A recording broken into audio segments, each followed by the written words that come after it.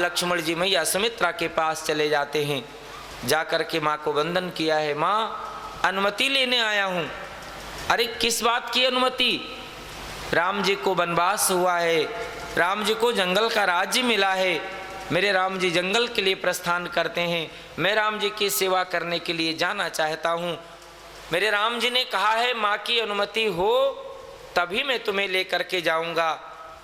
माँ सुमित्रा ने बहुत कुछ कहा है, बहुत भला भी कहा है, बहुत बुरा भी कहा है। माँ सुमित्रा ने कहा है राम की सेवा में जाते हो, इससे ज़्यादा श्रेष्ठ अच्छा कार्य दुनिया में कोई नहीं, इससे बड़ा गौरव और मुझे कोई नहीं मिल सकता है कि मेरा पुत्र राम की सेवा में जाता है। संसार में वही माँ कहलाने के योग्य है। संसार में पुत्रवती जुबती जग सोई, संसार में वही पुत्रवती है, संसार में वही संतान को जन्म देने वाली है जिसकी संतान भगवान की भक्ति, भगवान की सेवा, भगवान की आराधना करता है। और यदि ऐसा नहीं तो गोस्वामी जी ने सुमित्रा माँ के वचनों को अपनी लेखनी से अलग से कह दिया है। नतरु बांझ भली बादी बियानी, मुझसे अच्छा है किसी भी संतान को जन्म ना देती, वो प्रसव भी ना करती, बांझ रह जाती, इससे बड़ी बात और क्या कह दे। अरे लक्ष्मण, एक काम तूने अच्छा नहीं किया, मुझे कलंकित कर दिया है। यदि राम जी के साथ जाना था, राम की सेवा करना था तो मुझे भला पूछा क्यों? नहीं पूछना था, चले जाना था राम की सेवा में, इससे बड़ी बात और कोई नहीं हो सकती थी। लेकिन यदि पूछा ही है, कोई बात नहीं, तुझे एक बात कह देती हूँ लक्ष्मण, मैं जानती हूँ तुझे जरूरत नहीं, लेकिन संसार के लोगों को जरूरत है। यदि तुम्हें जीवन में ये चाहते हो मुझे भी कोई जाने, मुझे भी कोई माने, तो सब ही माने हैं राम के नाते। संसार में जहां तक कोई मानता है तो केवल और केवल राम के नाते मानता है। यदि राम के साथ आपका संबंध नहीं तो आपको फिर कोई नहीं मानेगा।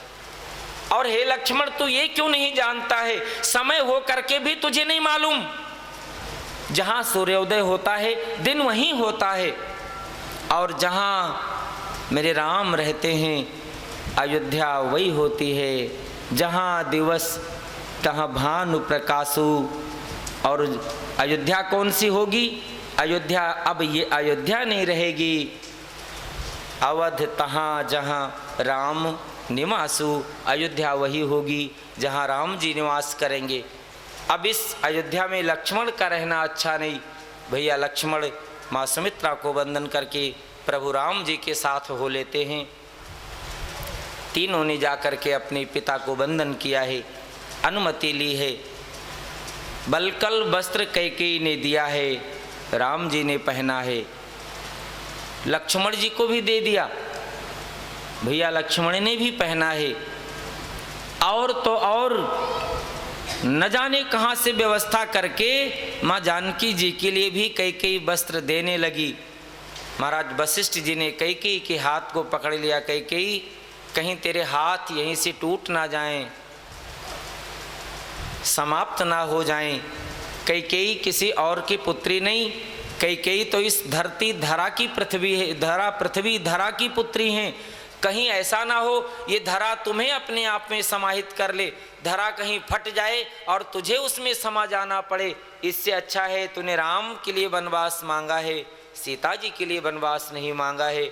और तू राम के लिए वनवास मांगने के बाद सीता जी को, जानकी जी को बलकल वस्त्र पहनाना चाहती है। आज दोनों ने वंदन किया है।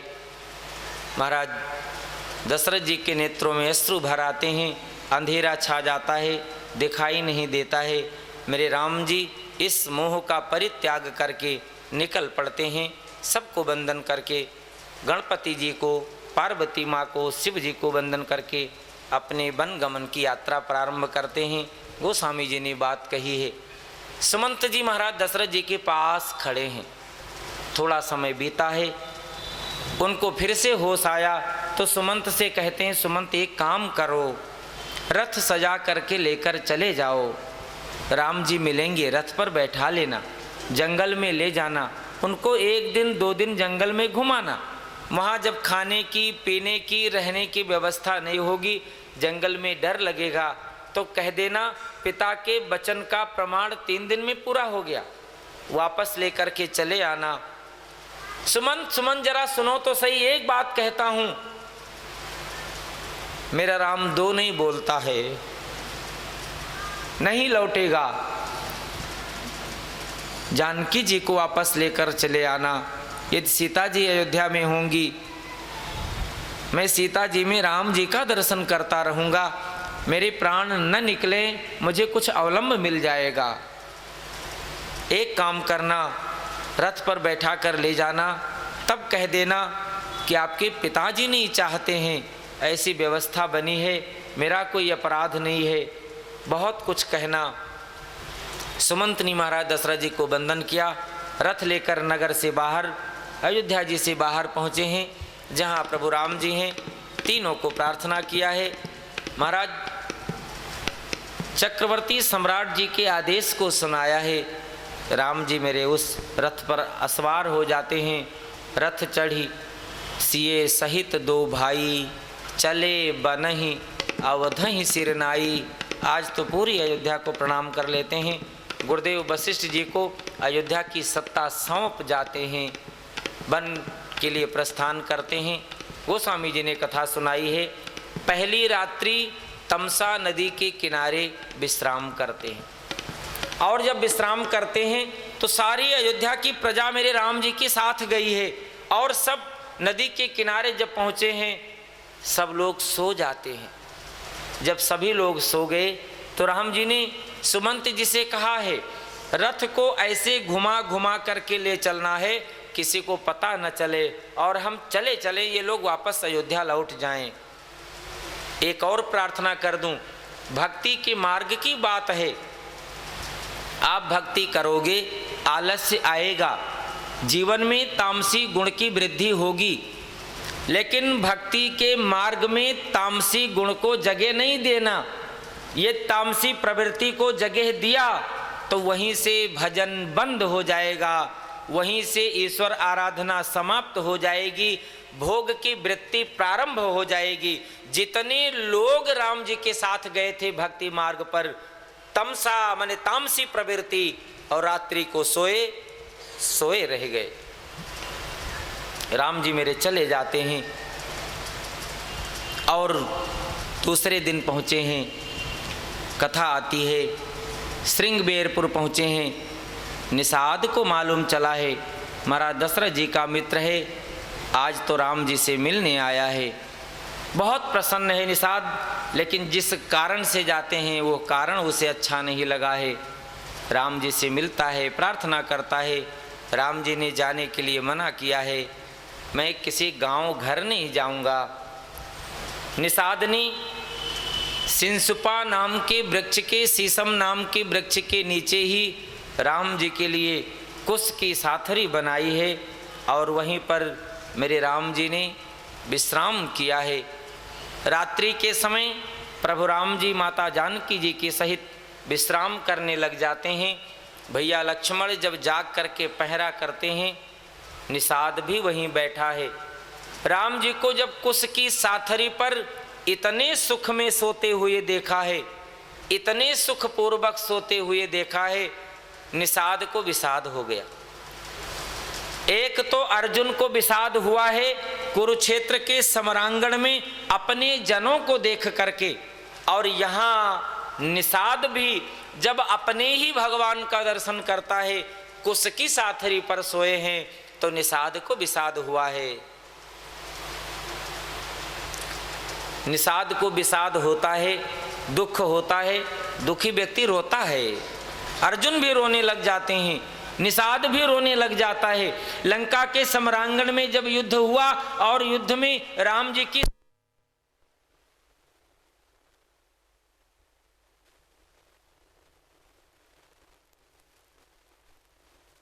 जीवन में जहाँ जहाँ जीवन में दुख हुआ है बस रोना आता है और तो कुछ आता नहीं। क्यों? ज्ञान चला जाता है, अज्ञान आ जाता है। निषाद रोने लग जाता है। और रोने लगता है तो कहता है मेरे राम जी ने ऐसे कौन से कर्म अच्छे नहीं किए जिसका परिणाम आज राम जी को कुश की साथरी पर सोना पड़ रहा है। भैया लक्ष्मण हैं बैरागी बैठे हुए हैं, निषाद को समझाने लग जाते हैं। काहू न को सुख दुख कर दाता, काहू न को सुख दुख कर दाता, निज कृत कर्म भोग सब भ्राता, निज कृत कर्म भोग सब भ्राता। कोई साधारण व्यक्ति नहीं बोल रहा है, आज साक्षात समय बोल रहा है। कोई किसी को सुख दुख नहीं देता, लेकिन राम जी सुख दुख के बंधन में नहीं, परमात्मा हैं। इनका चरित्र भी सुख और दुख के बंधनों को समाप्त करता है। बोलिए पूज्य सद्गुरुदेव भगवान की जय। गुरु शरणम गुरु शरणम गुरु शरणम गुरु शरणम गुरु शरणम गुरु शरणम गुरु शरणम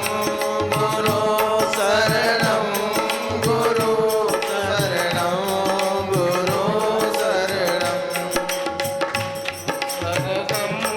गुरु शरणम गुरु शरणम गुरु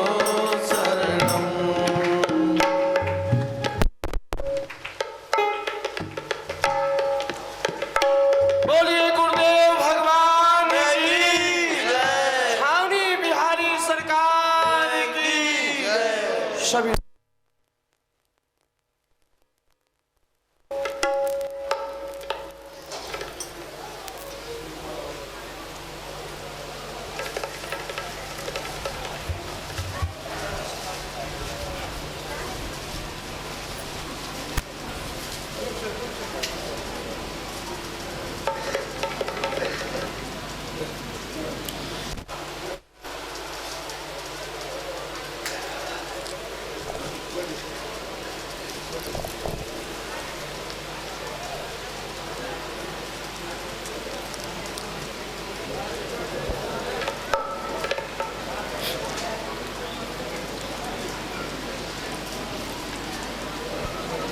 सभी लोग बैठ जाएं और बारी बारी से आकर के दर्शन करके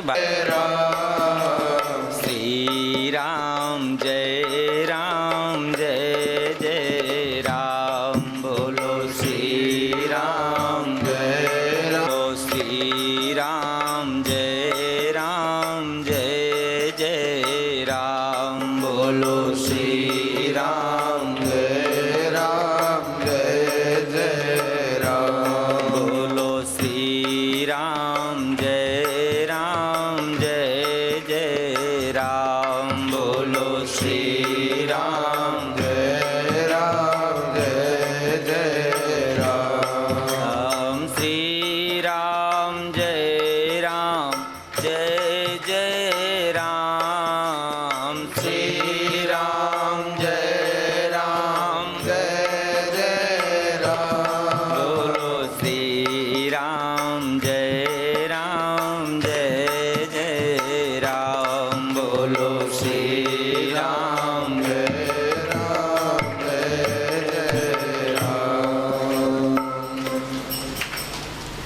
बोलिए पूज्य श्री सद्गुरुदेव भगवान की जय।